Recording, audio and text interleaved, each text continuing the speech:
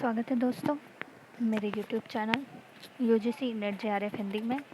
जैसा कि आप जानते हैं, निबंध श्रृंखला की सीरीज़ चल रही है। लाइन बाय लाइन एक एक करके आपको सारे निबंध रीड करने को और पढ़ने को मिल रहे हैं। ये उसकी ऑडियो बुक है, आप सुन के इम्पोर्टेंट पॉइंट नोट कर सकते हैं। आज हमारा अगला निबंध शुरू होने जा रहा है, जिसका नाम है नाखून क्यों बढ़ते हैं। यह निबंध हजारी प्रसाद द्विवेदी द्वारा रचित है। ठीक है, आइए शुरू करते हैं। नाखून क्यों बढ़ते हैं। बच्चे कभी कभी चक्कर में डाल देने वाले प्रश्न कर बैठते हैं। तो जो ये बच्चे कभी कभी चक्कर में डाल देने वाला प्रश्न कर बैठते हैं, ये कौन करता है? हजारी प्रसाद द्विवेदी जी जब लिखते तब उनकी बेटी उनसे यह प्रश्न करती है। ठीक है, वैसे तो ये एग्ज़ाम में पूछा जा चुका है, फिर भी कभी कूट वाले प्रश्न में आ जाए तो हमें काफ़ी लाभ हो सकता है। अल्पज्ञ पिता बड़ी दयनीय जीव होता है। मेरी छोटे लड़की ने जब उस दिन पूछ दिया कि आदमी के नाखून क्यों बढ़ते हैं, क्या पूछा था? आदमी के नाखून क्यों बढ़ते हैं, तो मैं कुछ सोच ही नहीं सका। हर तीसरे दिन नाखून बढ़ जाते हैं। बच्चे कुछ दिन तक अगर उन्हें बढ़ने दें तो माँ बाप अक्सर उन्हें डांटा करते हैं, पर कोई नहीं जानता कि ये अभागे नाखून क्यों इस प्रकार बढ़ा करते हैं। काट दीजिए, वे चुपचाप दंड स्वीकार कर लेंगे, पर निर्लज्ज अपराधी की भांति फिर छूटते ही सेंध पर हाजिर। आखिर ये इतने बेहया क्यों हैं? कुछ लाख ही वर्षों की बात है। कितने वर्षों की बात है? कुछ लाख ही वर्षों की बात है, समझ रहे हैं आप? जब मनुष्य जंगली था, वन मानुस जैसा, उसे नाखून की जरूरत थी। उसकी जीवन रक्षा के लिए नाखून बहुत जरूरी थे। असल में वही उसके अस्त्र थे, दांत भी थे, पर नाखून के बाद ही उनका स्थान था। नाखून के बाद किसका स्थान था? दांत का स्थान था। नोट करिएगा। उन दिनों से जूझना पड़ता था, प्रतिद्वंदियों को पछाड़ना पड़ता था। नाखून उसके लिए आवश्यक अंग था। फिर धीरे धीरे वह अपने अंग से बाहर की वस्तुओं का सहारा लेने लगा। पत्थर के ढेर और पेड़ की डालें कम में लाने लगा। रामचंद्र जी की वानरी सेना के पास ऐसे ही अस्त्र थे। रामचंद्र जी का काफ़ी, आप कह सकते हैं, 3 निबंध में इनका जिक्र आ चुका है। रामचंद्र जी की वानरी सेना के पास ऐसे ही वस्त्र थे। उसने हड्डियों के भी हथियार बनाए। किसके हथियार बनाए? हड्डियों के।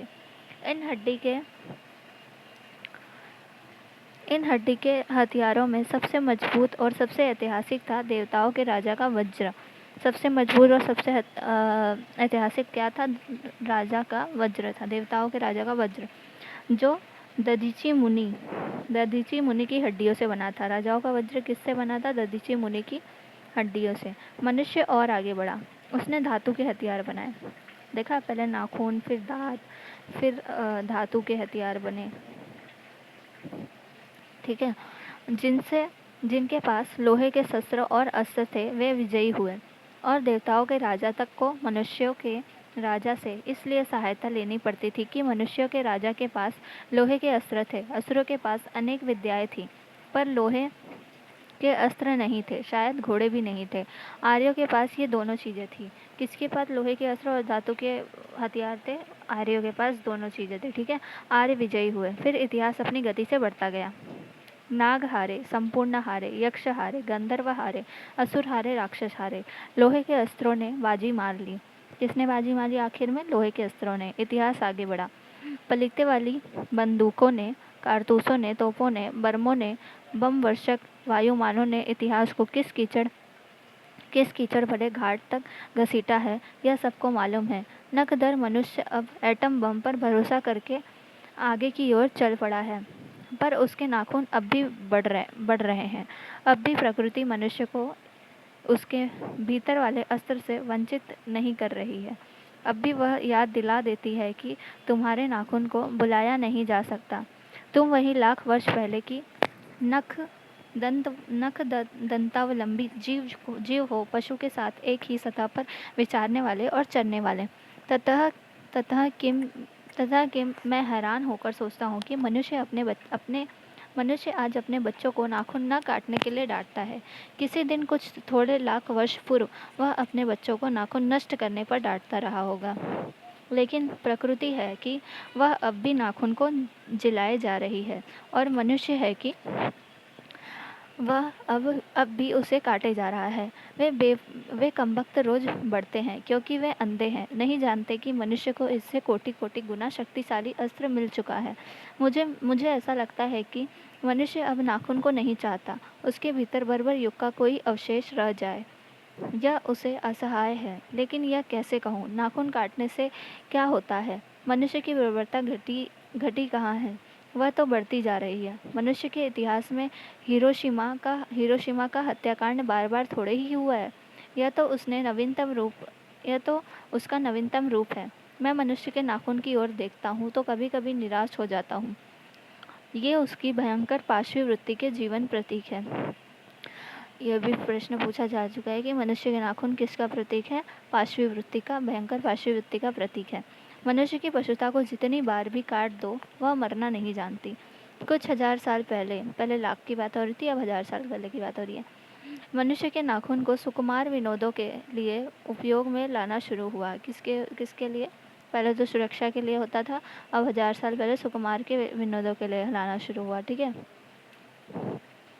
वात्स्यायन के कामसूत्र से पता चलता है, किसके? वात्स्यायन के कामसूत्र से पता चलता है कि आज से 2000 वर्ष पहले का भारतवासी नाखूनों को जम के संवारता था। उनके काटने की कला काफ़ी मनोरंजक बताई गई है। त्रिकोण, वृत्ताकार, चंद्राकार, दंतुल आदि विविध आकृतियों के नाखून उन दिनों विलासी नागरिकों के न जाने किस काम आया करते थे। उनको स्फटिक, मोम और आलता से यत्नपूर्वक रगड़कर लाल और चिकना बनाया जाता था। गौड़ देश के लोग उन दिनों बड़े बड़े नखों को पसंद करते थे और दाक्षिणात्य लोग छोटे नखों को। अपनी अपनी रुचि है, देश की भी और काल की भी।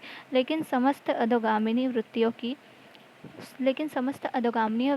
की और नीचे खींचने वाली वस्तुओं को भारतवर्ष ने मनुष्योचित बनाया है।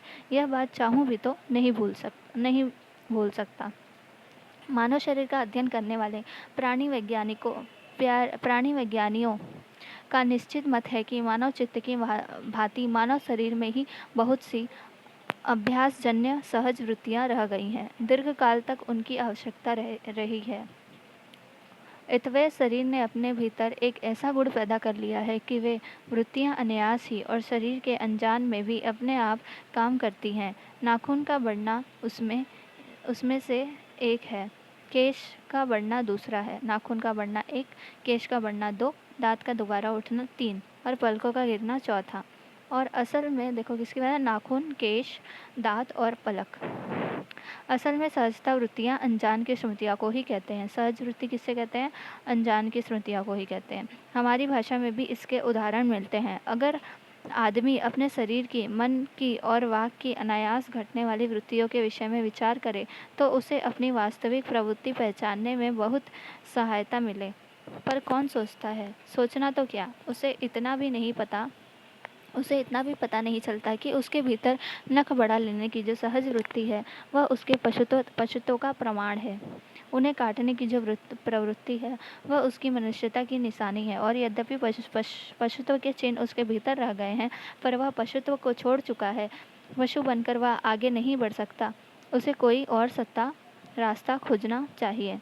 अस्त्र बनाने की प्रवृत्ति मनुष्य की विरोधिनी है। अस्त्र बनाने की प्रवृत्ति क्या है? मनुष्य की विरोधिनी है। मेरा मन पूछता है किस ओर? मनुष्य किस ओर बढ़ रहा है? पशुता की ओर या मनुष्यता की ओर? अस्त्र बनाने की ओर या अस्त्र काटने की ओर? मेरी निर्बोध बालिका ने मानो मनुष्य जाति से ही प्रश्न किया है। जानते हो नाखून क्यों बढ़ते हैं? यह हमारी पशुता के अवशेष है। मैं भी पूछता हूँ, जानते हो ये अस्त्र शस्त्र क्यों बढ़ते हैं? यह हमारी पशुता की निशानी है।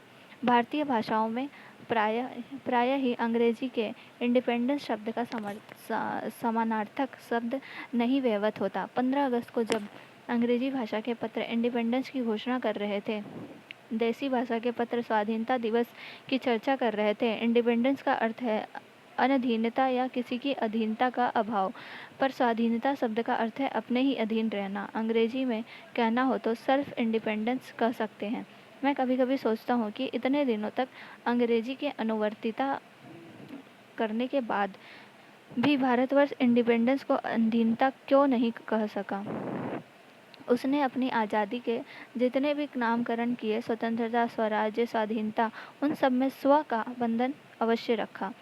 यह क्या संयोग की बात है या हमारी समूची परंपरा ही अनजान में हमारी भाषा के द्वारा प्रकट होती रही है। मुझे प्राणी विज्ञानी की बात फिर याद आती है। सहजात वृत्ति अनजानी श्रुतियों का ही नाम है।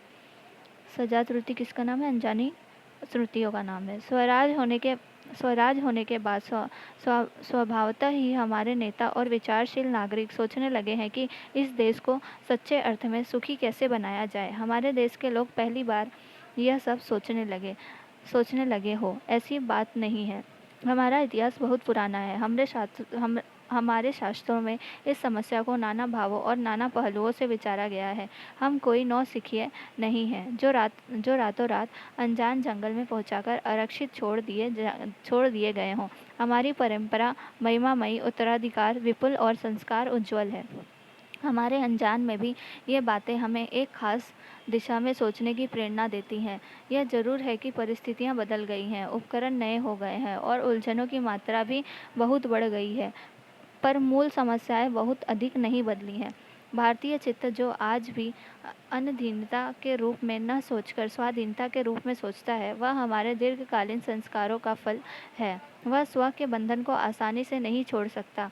अपने आप के द्वारा लगाया हुआ बंधन हमारी संस्कृति की बड़ी भारी विशेषता है। अपने आप के द्वारा लगाया हुआ बंधन हमारी संस्कृति की सबसे बड़ी विशेषता है। मैं ऐसा तो नहीं मानता कि जो कुछ हमारा पुराना है, जो कुछ हमारा विशेष है, उससे हम चिपटे ही रहें। पुराने का मोह सब समय वांछनीय ही नहीं होता। मेरे मरे बच्चों को गोद में दबाए रहने वाली बंदरियां मनुष्य का आदर्श नहीं बन सकती, परंतु मैं ऐसा भी नहीं सोच सकता कि हम नई अनुसंधित्सा के नशे में चूर होकर अपना सर्वस्व खो दें। कालिदास ने कहा था कि सब पुराने अच्छे नहीं होते और सब नए खराब नहीं होते। फिर से इसे नोट करिएगा। बहुत कन्फ्यूज़न वाले सारे निबंध हैं, क्योंकि हर एक चीज़ों का जिक्र कई सारे निबंधों में किया गया है, जैसे कि नामों का जिक्र, फिर निबंधकारों के जिक्र, कविताओं का जिक्र, कविकार का जिक्र बहुत सारे निबंध में एक जैसा है, तो आप उसे नोट करिए। कालिदास ने कहा था कि सब पुराने अच्छे नहीं होते और सब नए खराब नहीं होते। भले लोग दोनों की जाँच कर लेते हैं, जो हितकर होता है उसे ग्रहण कर लेते हैं और मूढ़ लोग दूसरों के इशारे पर भटकते रहते हैं। सो हमें परीक्षा करके ही कर बात सोच लेनी होगी। और अगर हमारे पूर्व संचित भंडार में वह हितकर वस्तु निकल आए तो इससे बढ़कर और क्या हो सकता है। जातियाँ इस देश में अनेक आई हैं, लड़ती झगड़ती भी रही हैं, फिर प्रेम पूर्वक बस भी गई हैं। सभ्यता की नाना सीढ़ियों पर खड़ी और नाना और मुख करके चलने वाली इन जातियों के लिए एक सामान्य धर्म खोज निकालना कोई सहज बात नहीं थी। भारतवर्ष के ऋषियों ने अनेक प्रकार से इस समस्या को सुलझाने की कोशिश की थी, पर एक बात उन्होंने लक्ष्य की थी। समस्त वर्णों और समस्त जातियों का एक सामान्य आदर्श भी है, वह है अपने ही बंधनों से अपने को बांधना। मनुष्य पशु से किस बात में भिन्न है? आहार निद्रा आदि पशु सुलभ स्वभाव उसके ठीक वैसे ही है जैसे अन्य प्राणियों के, लेकिन वह फिर भी पशु से भिन्न है। उसमें संयम है, दूसरे के सुख दुख के प्रति संवेदना है, श्रद्धा है, तप है, त्याग है। यह मनुष्य के स्वयं के उद्भावित बंधन है। इसलिए मनुष्य झगड़े टंटे को अपना आदर्श नहीं मानता, गुस्से में आकर चढ़ दौड़ने वाले अविवेकी को बुरा समझता है और वचन, मन और शरीर से किए गए असत्याचरण को गलत आचरण मानता है। यह किसी भी जाति या वर्ण या समुदाय का धर्म नहीं है, यह मनुष्य मात्र का धर्म है। महाभारत में इसलिए निर्वैर भाव, सत्य और अक्रोध को सब वर्णों का सामान्य धर्म कहा है। तद्धितृतः श्रेष्ठः सर्वभूतेषु भारत।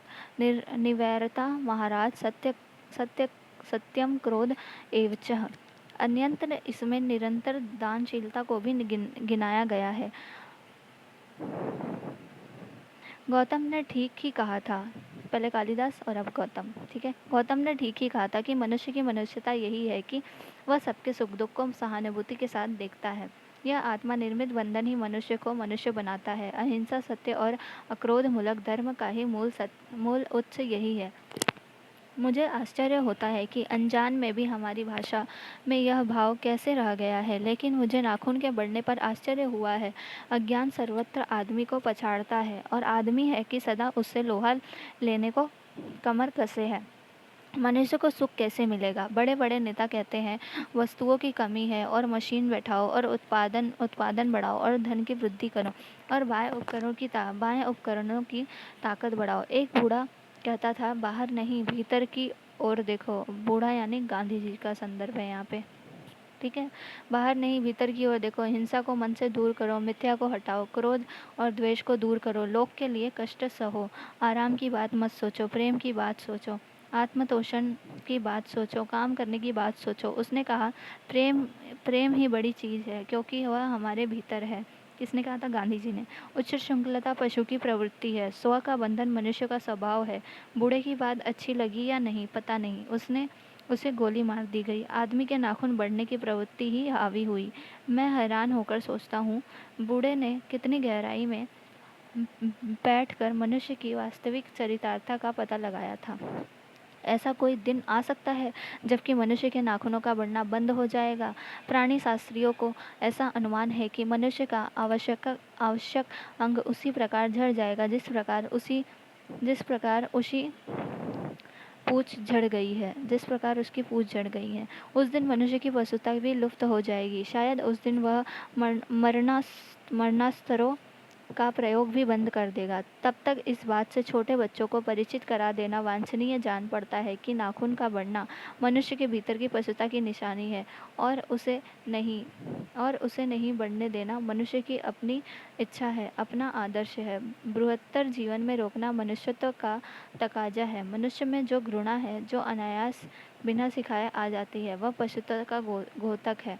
और अपने को संयत रखना, दूसरों को मनोभावों का आदर करना मनुष्य का स्वधर्म है। बच्चे यह जाने तो अच्छा हो कि अभ्यास और तप से प्राप्त वस्तुएं मनुष्य की महिमा को सूचित करते हैं। सफलता और चरितार्थता में अंतर है। मनुष्य मरणास्त्रों के संचयन से बाह्य उपकरणों को बाहुल्य से उस उक्त को भी पा सकता है जिसे उसने बड़े आडंबर के साथ सफलता का नाम दे रखा है। परंतु मनुष्य की चरितार्थ प्रेम है, मैत्री में है, त्याग में है, अपने को सबके मंगल के लिए निशेष भाव से देने में है। नाखूनों का बढ़ना मनुष्य की उस अंध सहजात वृत्ति का परिणाम है जो उसके जीवन में सफलता ले जाना चाहती है। उसको काट देना उस स्वनिर्धारित आत्मबंधन का फल है जो उसे चरितार्थता की ओर ले जाती है। नाखून बढ़ते हैं तो बढ़े, मनुष्य उन्हें बढ़ने नहीं देगा। दोस्तों, यह निबंध यहाँ समाप्त होता है। कृपया इसे लाइक, शेयर और सब्सक्राइब मेरे चैनल को ज़रूर करिए। आगे आपको बहुत से निबंध और सिलेबस के बाहर की भी अगर आपको कोई कहानी, निबंध, कविता या फिर उपन्यास के ऑडियो बुक चाहिए तो मुझे कमेंट बॉक्स में ज़रूर लिखें ताकि मैं उस पर काम कर सकूं और आपको वो उपलब्ध करा सकूं। तब तक के लिए धन्यवाद। कल हम मिलते हैं अपने अगले निबंध में।